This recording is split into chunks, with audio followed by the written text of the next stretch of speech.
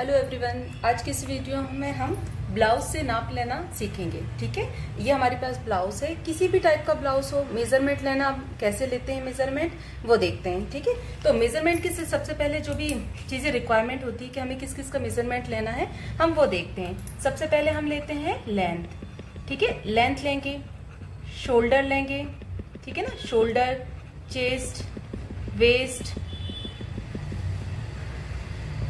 Front neck, back neck, ठीक है, arm hole, sleeves, length और ये बॉटम, स्लीव्स बॉटम। ठीक है ना। अब हम लेंगे इसमें बस्ट पॉइंट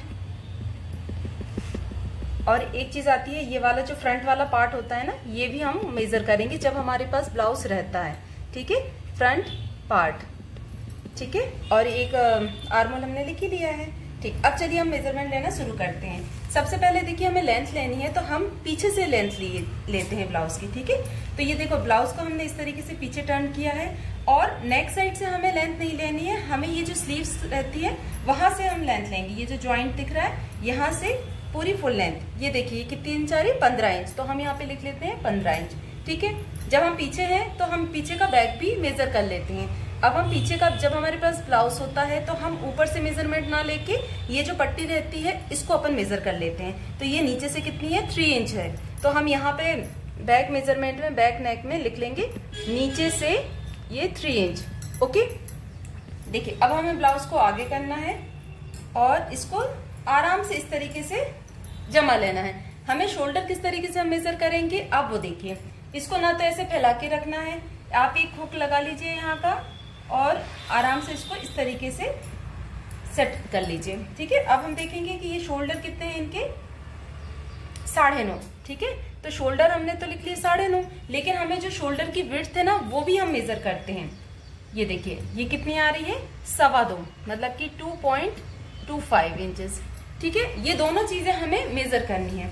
अब हम यहाँ पे फ्रंट नेक नाप लेते हैं। तो ये देखिए इन दोनों के बीच से यहाँ पे ये कितना आ रहा है, 6.5 इंच। तो हमने यहाँ पे मेजर कर लिया है। अब हम चेस्ट नापेंगे।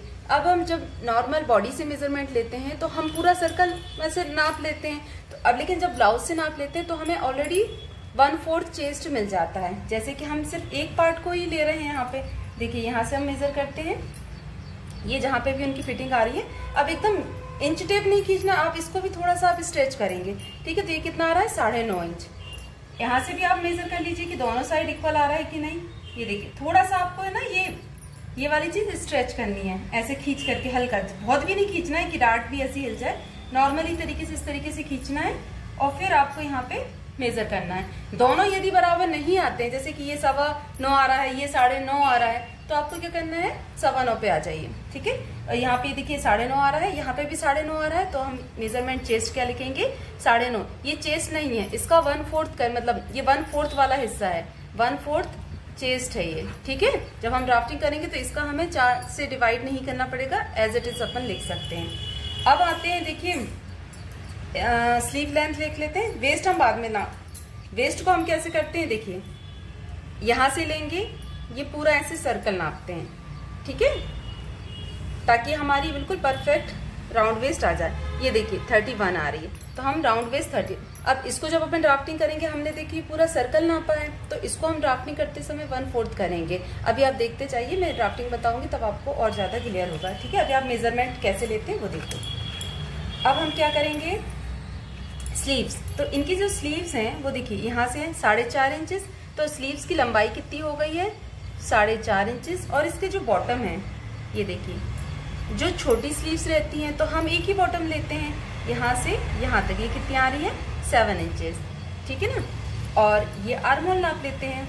ये देखिए आर्म होल आ रहे हैं इनके 8.75 इंचेस, 8.75 इंचेस। ठीक है, अब स्लीव्स अभी इतनी है तो हमने सिर्फ एक ही बॉटम लिया, लेकिन स्लीव्स यदि थोड़ी लेंथ ज्यादा होती, 10 इंचेस होती या फिर 15 इंचेस होती, तो हम फर्स्ट बॉटम लेते और सेकेंड बॉटम लेते हैं, और फुल स्लीव्स होगी तो थर्ड बॉटम भी लेते हैं।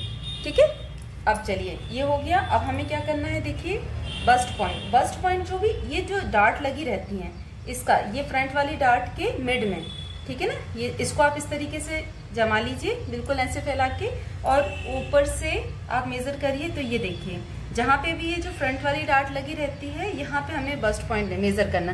तो ये 10 इंचेस आ रहा है, ठीक है। कई बार जैसे चोली रहती है, चोली वाला ब्लाउज है, तो उसको भी आप इस तरीके से सेट कर लो, जहाँ पे भी पॉइंट आ रहा वो आपका बस्ट पॉइंट हो जाएगा।